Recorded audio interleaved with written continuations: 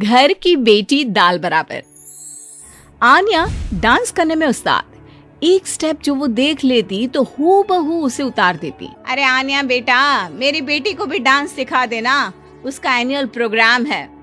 हाँ आंटी क्यों नहीं, अब कल शाम उसको भेज देना, मैं सिखा दूंगी। हाँ, नचनिया ही बन, आस पड़ोस के लोग तुझे इस्तेमाल कर रहे हैं। माँ, इस्तेमाल मेरा नहीं कला का हो रहा है। नाचना एक कला है, कला। आन्या हर बात में अच्छी थी, फिर चाहे वो अच्छा व्यवहार हो या फिर लोगों की मदद करना। वो हमेशा खुद के शौक को पूरा करने के लिए व्यस्त रहती, लेकिन घर वालों को तो उसका ये काम सिर्फ समय की बर्बादी लगता है। कहाँ है आन्या? उसको बोलो कि आज शाम को खाना वही बनाएगी।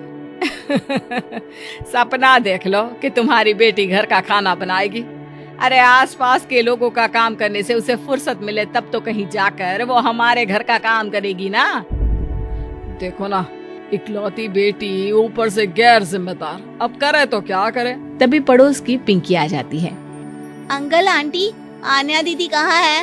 वो क्या है ना, मेरा क्लास वर्क है, वो मुझे समझ में नहीं आ रहा, तो मम्मी ने कहा कि आन्या दीदी से पूछ लो। हाँ, क्यों नहीं, खुद का तो कोई काम है ही नहीं उसे।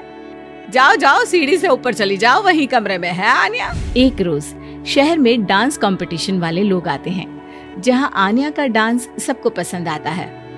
क्या बात है, छोटे से शहर में इतना टैलेंट?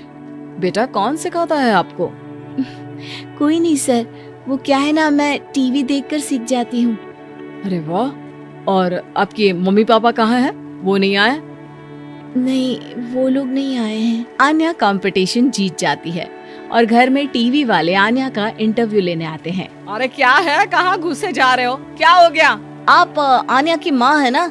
वो क्या है ना, आपकी बेटी ने डांस का कंपटीशन जीता है। हमारे शहर के लिए ये गर्व की बात है, तो हम लोग उनका इंटरव्यू लेने आए हैं। ओहो, बड़ा तीर मारा हो जैसे। अरे उसे आता ही क्या है डांस के सिवा? कुछ और करती तो शायद गर्व होता। तभी वहाँ आन्या आ जाती है और पत्रकारों को इंटरव्यू देती है। उसी रोज पिता के ऑफिस में। देखो तो आजकल के बच्चे कितने स्मार्ट हैं। धन्य है ऐसे बच्चों के माता पिता को। और किस्मत वाले होते हैं ऐसे माता पिता, वरना मेरी बेटी तो किसी काम की नहीं, सारा दिन बस नाच गाने में ही दिमाग लगाती रहती है। अरे वो बच्ची हमारे शहर की ही है, कितना नाम कमा रही है डांस में, हम तो उसकी बात कर रहे हैं। अच्छा, कोई डांस में भी नाम कमा सकता है? अरे दे देना भाई पेपर की कटिंग, दिखाऊंगा आन्या को भी मैं। क्या नाम बताया? आन्या? यही तो नाम है मेरी बेटी का, आन्या शर्मा। बड़े उम्मीद से रखा था कि कुछ अच्छा नाम कमाएगी, लेकिन नहीं। आजकल के बच्चों को माँ पापा की इमोशन की कदर है क्या? अरे ये देखिए, इस बच्ची का नाम भी आन्या शर्मा ही है, जो पूरे शहर का नाम रोशन कर रही है।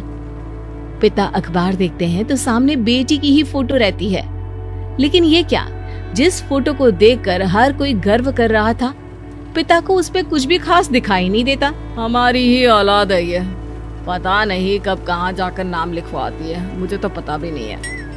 अरे शर्मा जी, जरा मिलवा दीजिए ना अपनी बच्ची से, मैं अपनी बेटी को भी ऐसा ही बनाना चाहती हूँ। मेरी बेटी को कुछ टिप्स दे देगी करियर को लेकर। अच्छा, ये दिन आ गया आपकी बेटी के, ले आइए कभी भी, लेकिन बाद में अफसोस ना करिएगा।